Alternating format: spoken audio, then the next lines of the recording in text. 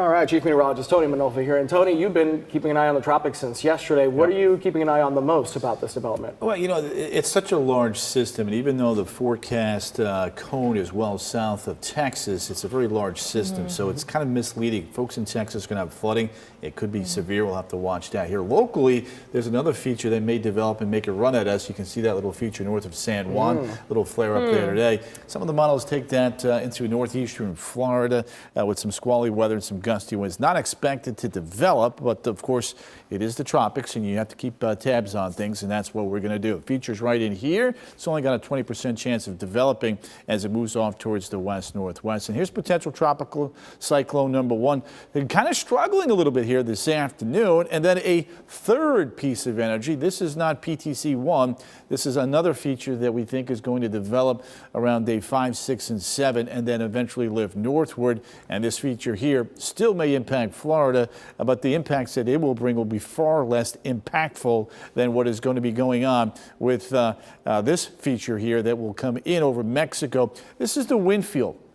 And I wanted to show you one of the things that the Hurricane Center and we are trying to do is make sure that you understand that the impacts go well north of a cone in this instance, or well east, depending upon the orientation. And that's why we have tropical storm warnings all the way up now to as far north as Houston, as that wind field expands and then weakens once the feature comes ashore during the day on Wednesday. Let's take a look at downtown Orlando right now. It is in the upper 70s. Rain cooled in Titusville, a little warmer off towards the west where there's still full sunshine. That strong dominant high and that trough of low pressure creating some gusty conditions here in central Florida. But we'll continue to watch this feature here over the next couple days. I got a model that I do want to show you a little bit later on, but I think it's important to also show what's going on here locally, and that's windy conditions. Big shield of rain, unfortunately, now steadily heading towards the I-4 corridor for the evening commute. A few spotty showers developing now up and down I-95. But here comes the rain along the 528, soon to be the 417, and then a little bit later on from the 417 to I-4, and then on into the 429 and the Florida Turnpike. So we'll continue to monitor that. The rain here in southern Brevard County, less than 0.4 of an inch of rain, but any water on the roads is obviously problematic. And look at the peak wind gusts, 35 to 39.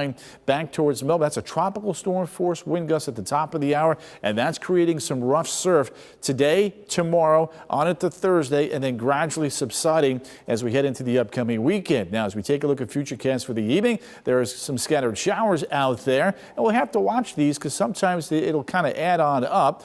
So we'll keep dimension of rain in through 11 o'clock. Temperatures only dropping back into the upper 70s. Futurecast now for tomorrow does show a ribbon of rain across the heart of central Florida. A little bit of a break there mid-afternoon on into the evening, and then as we work away on into Thursday, another cluster of rain coming in, and there's that feature now late in the period up to the north and the east, that little spin right there with that feature that's north of San Juan. So the two-day accumulation could exceed 2+ inches of rain in portions of central Florida. We'll continue to monitor all the runs. I do want to show you another version of our futurecast coming up in the next half hour. Look at these rain chances elevated now 50 to 60% right through the upcoming weekend, and getting hotter, even more humid as we head into the weekend.